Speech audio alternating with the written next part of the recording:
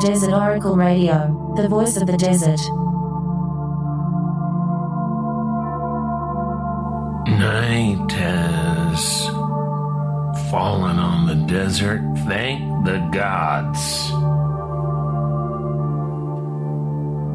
Always an interesting time of year here in the Mojave, if by interesting you mean haven't left the house during daylight hours in 2 weeks.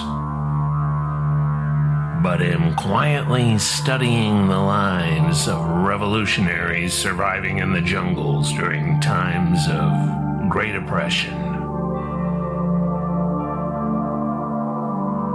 Too hot to sleep, and time is running away.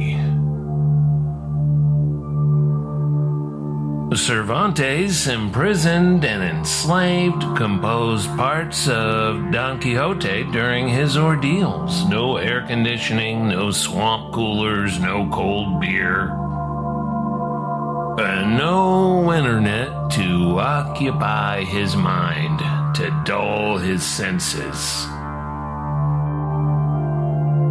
Plus his left arm was all screwed up from a war he was in one time. He was a galley slave on a Barbary pirate ship, too. And one of the weirdest chapters in the history of books is this dialogue of the dogs from another of his novels. Which one? I can't think in this heat. I try and it just makes my head hurt.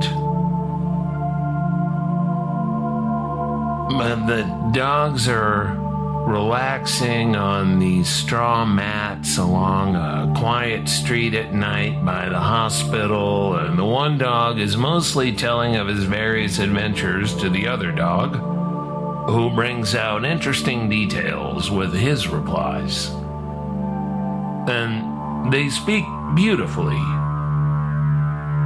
although this is the first time they've been graced with the ability of speech.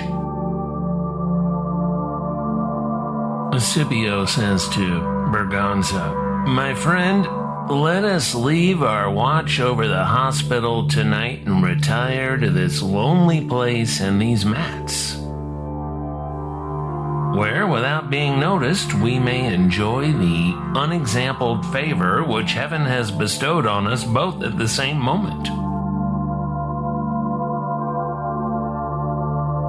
Replies Berganza, "Brother Scipio, I hear you speak and know that I am speaking to you. Yet I can't believe it.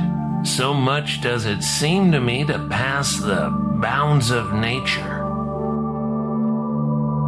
"That's true," says Scipio. "And what makes the miracle greater is that we not only speak, but hold intelligent discourse, as though we had souls capable of reason. Whereas we are so far from having it that the difference between brutes and man consists in this, that man is a rational animal and the brute is irrational?" Berganza answers, "I hear all you say, Scipio, and that you say it and that I hear it causes me fresh admiration and wonder. It is very true that in the course of my life I have many a time heard tell of our great endowments, and so much that some, it appears, have been disposed to think that we possess a natural instinct, so vivid and acute in many things that it gives signs and tokens, little short of demonstrating that we have a certain sort of understanding capable of reason." Says Scipio, "What I have heard highly extolled is our strong memory, our gratitude, and great fidelity, so that it is usual to depict us as symbols of friendship. Thus you will have seen, if it has ever come under your notice, that On the alabaster tombs, on which are represented the figures of those interred in them, when they are husband and wife, a figure of a dog is placed between the pair at their feet, in token that in life their affection and fidelity to each other was inviolable. Answered Berganza, I know that there have been grateful dogs who have cast themselves into the same grave with the bodies of their deceased masters. Others have stood over the graves in which their lords were buried without leaving them or taking food till they too died. I know likewise that next to the elephant, the dog holds the first place in the way of appearing to possess understanding, then the horse, and last the ape. Answers Scipio, true, but you will surely confess that you never saw or heard tell of any elephant, dog, horse, or monkey having talked. Hence, I infer that this fact of our coming by the gift of speech so unexpectedly falls within the list of those things which are called portents, the appearance of which indicates, as experience testifies, that some great calamity threatens the nations.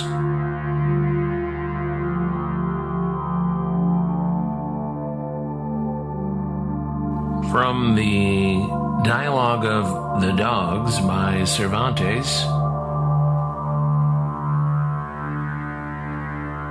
When it gets this hot, sometimes you hear all the dogs speaking to you.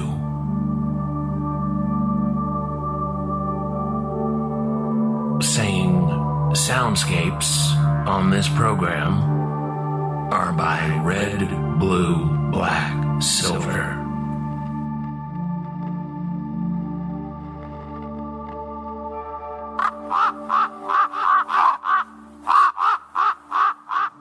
Desert Oracle Radio.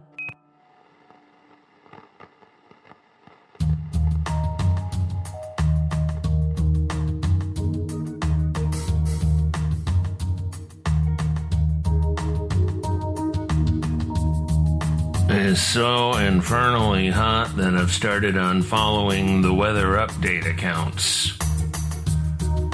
No thank you. I am well aware of the situation, and I am in the bunker.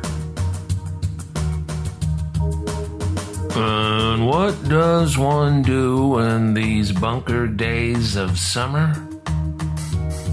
I tried to work. I tried to read. I tried and failed to think. It takes 2 hours to cool down after the evening walk, which has been abbreviated these past many nights. As the dog is old and so am I, and we have to follow the protocol of desert summertime. The dog is older than me in dog years. The dog is in dog years, I'm in human years. The dog is basically Joe Biden, but I'm Kamala Harris. Age-wise, I mean. The dog's still in pretty good shape, though. Still runs when it's not an oven outside.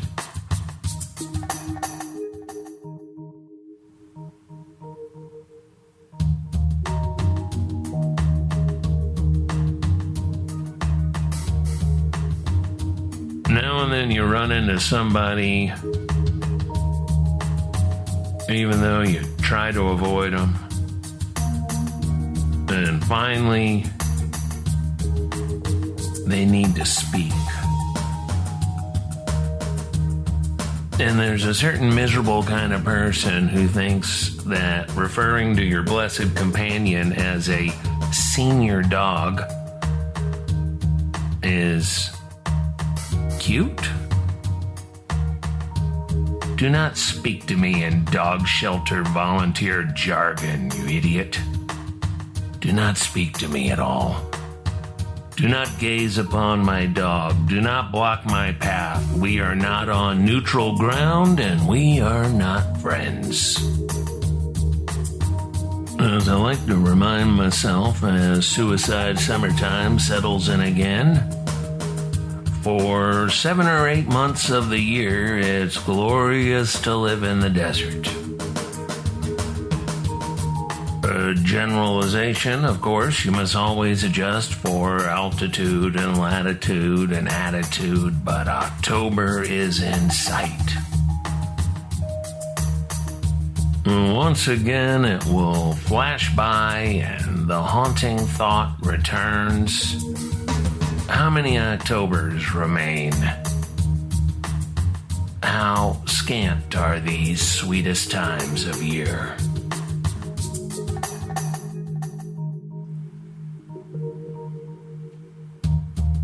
What should you do in the triple-digit time? As little as possible. So I was under the swamp cooler with an iced tea and the BBC, and the headline says, "Ice cream van swept out to sea in rising tide." What a ominous headline, especially with the picture. There's a rocky beach, choppy water, and there's an English ice cream van half submerged in the surf with a blurry guy headed towards it, I think. He's shirtless, and there's a woman on the beach in a long black coat.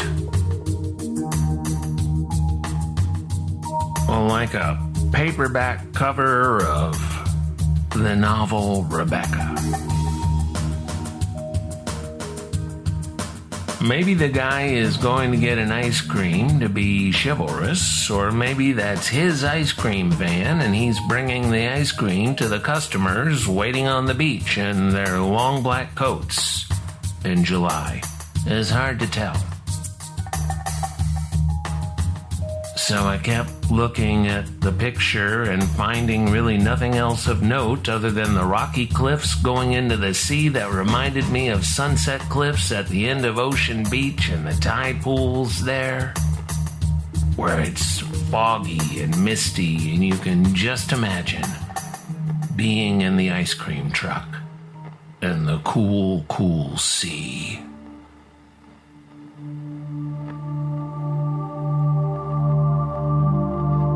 Seagulls calling, waves gently crashing, the ice cream slowly melting. And then I went outside to get the junk mail and burned my hand on the mailbox. Again. I need to hang an oven mitt by the front door, but that feels like surrender. The grocery stores aren't open late anymore, and I realized I missed out on a chance to get some food, which just seemed like a disgusting idea during the heat of the day. But deep in the night, it cooled down a little bit. The pressure comes off. If you stay up late enough, it might get down to 80 or so outside. And then you remember you brought home an extra burrito from the Del Taco yesterday. And there's half an avocado in a Ziploc next to it. And you've got a couple of leftover salsa tubs from the other taco shop.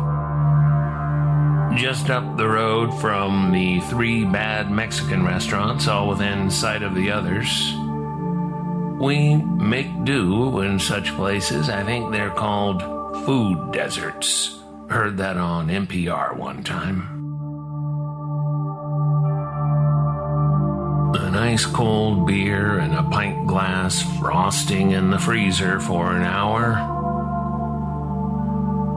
And then in the dim patio light out back long after midnight, I see a beautiful bobcat stroll by. Then it makes a second pass because the kangaroo mice have been hopping around out there.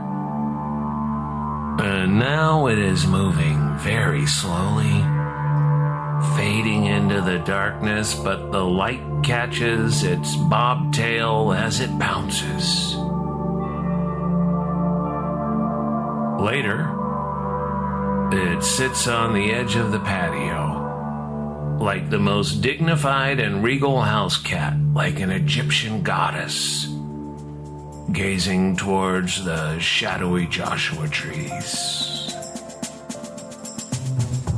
And then it's daytime again, 114, and I can't seem to drum up the energy for much more than remotely monitoring the situation because it's one of those rare times. Yes, generally it's fine and good to ignore the news, which is a product that must be distributed every single day, every hour, regardless of whether anything's happening. Most of it's background noise. A way to keep the systems operational, the direct deposit paychecks every 2 weeks, etc. But when you're keeping tabs on the historic political craziness around the world and in your particular country, the accelerating breakdown, you're going to be checking on the situation more often than is generally advised. And it only happens live on the internet, unless you're in the room with the members of Congress or whatever, George Clooney. It's only live on the internet, on the various systems we use to keep up with the news.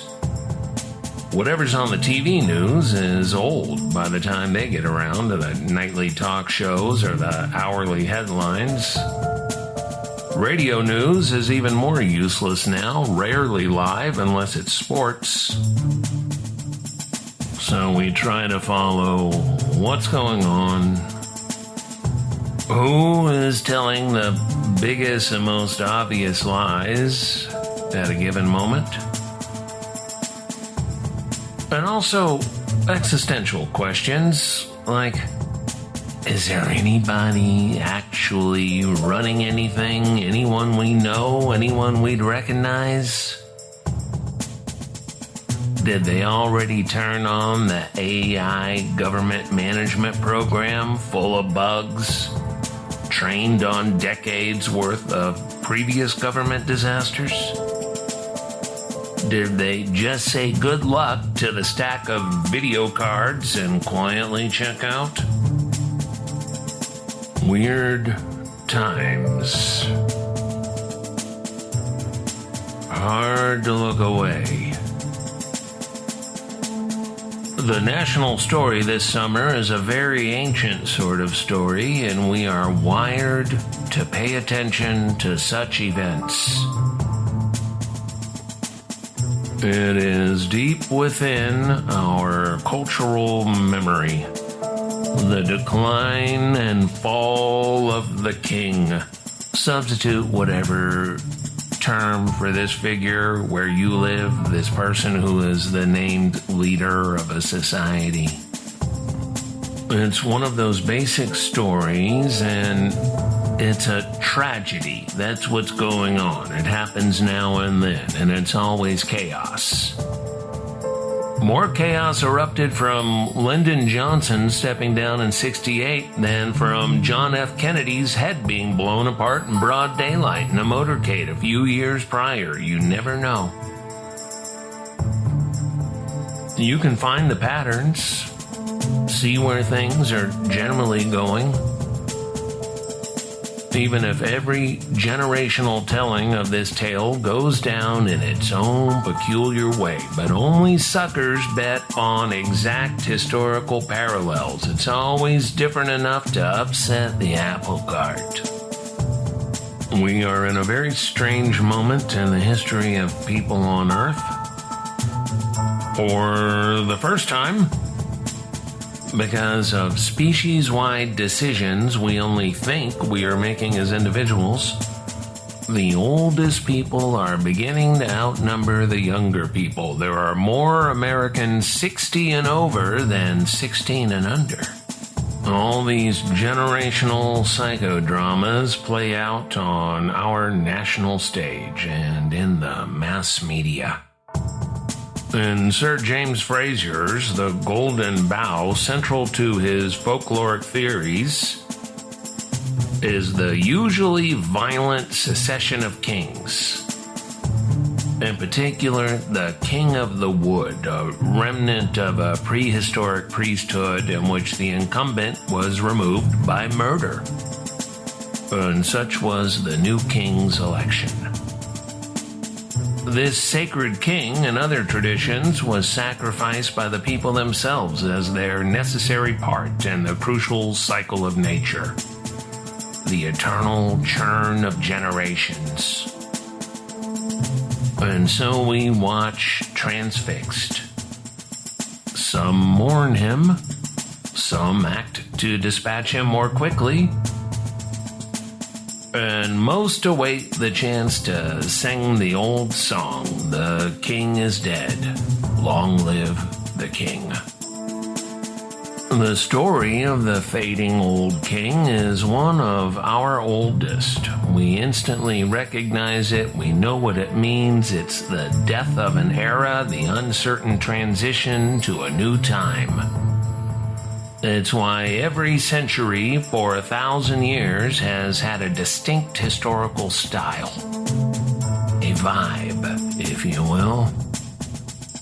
When it changes from century to century, is the known unknown. It will shift, and it will be cataclysmic, and that is its nature.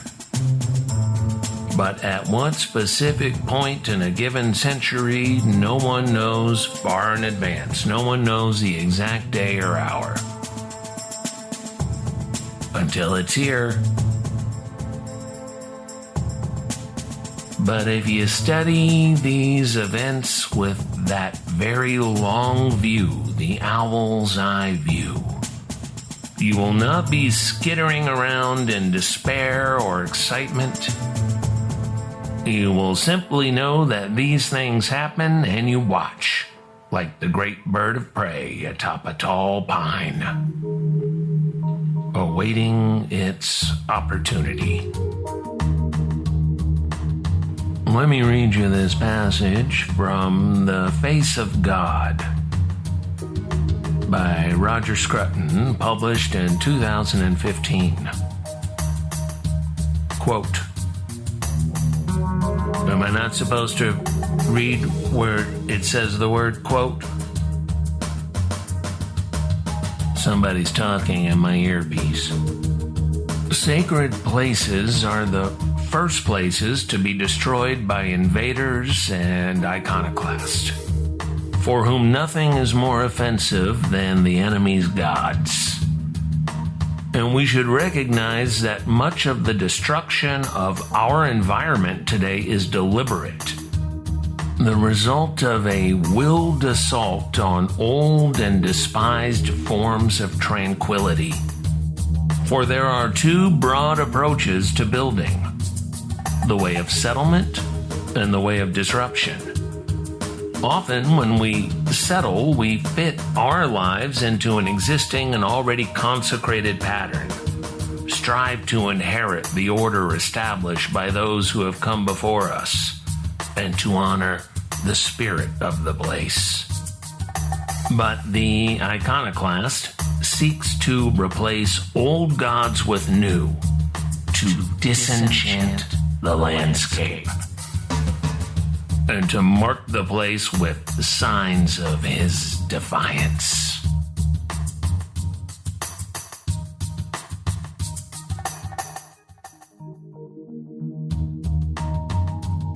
From a series of lectures published in 2015 as the book the face of God.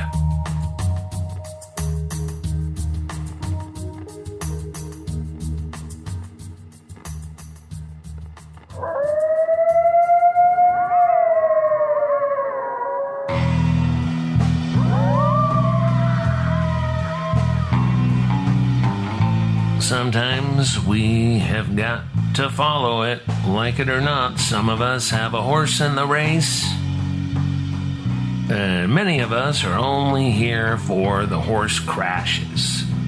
Like in the movie Ben-Hur, which had historically accurate chariot races filmed with real people, real horses.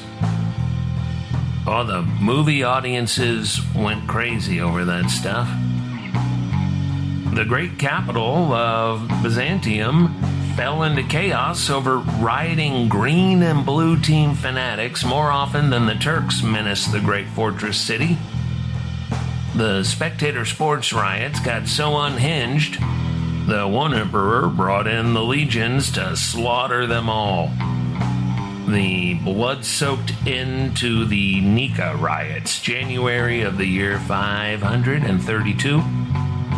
30,000 rioters killed when a chariot race turned into a rebellion against Justinian.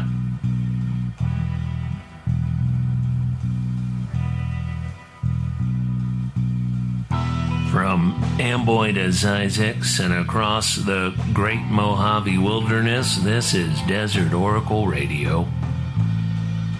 Soundscapes on the program are by Red, Blue, Black, Silver. Go see him on Bandcamp. I think you can buy and download 10 or 12 of his records for less than the price of a value meal at a fast food place.